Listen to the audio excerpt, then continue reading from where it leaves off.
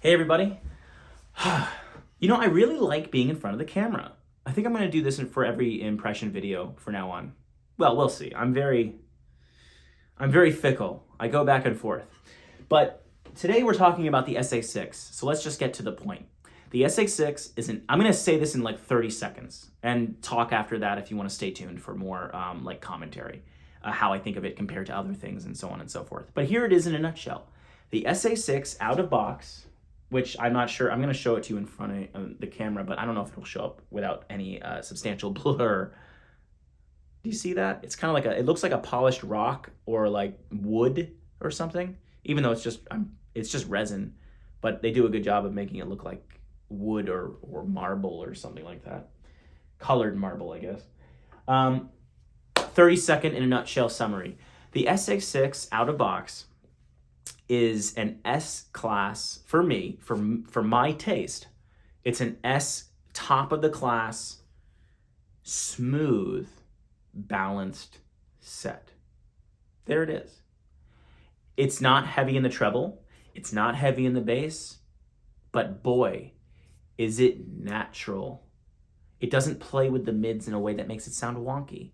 You can listen to so much stuff out there that in trying to take risks, and I love earphones that take risks. I love the MEST. I love how the MEST is flamboyantly, crazily treble intensive. I love how the HD800 is treble intensive. When somebody nails those risks and their tuning changes, it can be wonderful. You can listen to classical jazz and female vocals and just go, wow, the treble there is wonderful. Hot treble, though, doesn't always play well with like really heavy rock or metal music, I've found. You just hear this like clashing sound while you're trying to appreciate all the other busy stuff that's already happening. It can be too much. But with like natural, like acoustic live performances of just, strings, maybe some drums, cello, vocals, treble stuff like the MEST can do very well. But the SA6 doesn't try to do that. The SA6 says, let's tone down the treble, okay? And then you have something else like the Clairvoyance. Similarly priced, you might consider this as a close competitor to the SA6, and you can actually see here that the Clairvoyance is much bigger, much bigger. The profile on every angle is larger. Well, whatever. So it doesn't really majorly affect the fit. They both do a good job of making them feel like they're snug in your outer ear. But yeah, maybe it's bigger because it has more drivers in it. I don't know. But the Clairvoyance, how does that sound by comparison? The Clairvoyance plays with treble a little bit, and it plays with the low end a little bit to give a little more punch and impact. But compared to other things, the Clairvoyance is relatively smooth as it is. And yet the SA6 is that much smoother. It's almost like you take the Clairvoyance and you take all of the edges and you just cut them off. So you end up with what sounds like, or kind of like smoothened out. You end up with something that is still very detail retrieving, but it's very easy to listen to with nothing harsh and nothing fatiguing. Now, if you're somebody who wants the Clairvoyance's somewhat hot treble, or very hot treble of the MEST or HD800. If you're that kind of person, I'm going to tell you right now, you are not going to be excited about the SA6. I wasn't excited either because there is no treble. Like, it's there just enough to make it sound natural, but it's not there to make anything shine either. You do not hear in the SA6 the female vocals come out in that crystalline, ethereal way that the MEST and the HD800s both can do. And nor are you going to get that huge bass impact of the Eco OH10 Obsidian, which is only like $200, but boy, does it do a dang good job at bass impact and low mids impact and punch. You're not going to get that at all in the SA6, at all. It lowers the bass, it lowers the treble, it evens it all out. So what the heck, why would I rank that an S?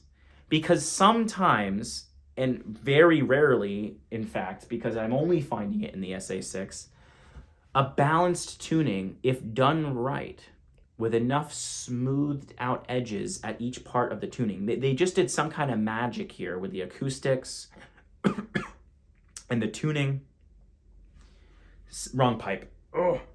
They did some kind of magic where the ratios are just as such, where even though it perceives as a kind of even tone, it's not sterile. You feel like you hear the detail. It's not like accentuated, and there are times where you're like, you might search for the more excitement of the other gear, but you don't necessarily feel like you're losing out that much. And what you get in return is this velvety, easy to listen to, endlessly listenable set. You could put on the SA6 all day and never feel fatigued, no matter what the genre. And that is rare. Almost everything hurts. Almost any other set that I rank highly, that I'm excited about, is going to have weak areas, or areas where, in my opinion, it can be fatiguing to listen to something, even if it is enjoyable. Like, my highest ranked stuff tends to be enjoyable across the board, but there's somewhere on that board, maybe it's metal, or maybe it's heavy drums mixed with vocals in a rock album. Everything is going to have some album or some genre or some tracks where they feel like they're starting to overstay their welcome. Or maybe when you're watching movies or something too. But the SA6 is like, it's trying to be this universal pleaser, and it nails it. It nails it. It doesn't come across as sterile. Like, I've tried neutral things too, things that are more in that neutral kind of balanced range, like the Blessing 2, that's a big one. And when I heard the Blessing 2, I was kind of bored by its neutrality. Somehow the SA6 pulls off neutral. I don't know if it's like the driver technology or just the way that they put it together in the casing or what. But it feels immersive without feeling too thumpy. It feels immersive while being neutral. I don't know how much more I really need to say. I think you guys need to hear it for yourselves. I'm going to have a demo video, a full review comparing it to other things, where I feel like I'm going to be a little less lost for words because I'll have the demo to hear with you. But if you like my commentary, if you're into what I'm kind of sharing about my impressions and my reviews and all that, please feel free to support me on Patreon so I can get more gear and stuff, more of these flagship level stuff. And I'll see you later. Leave a comment, like, subscribe, all that. See ya.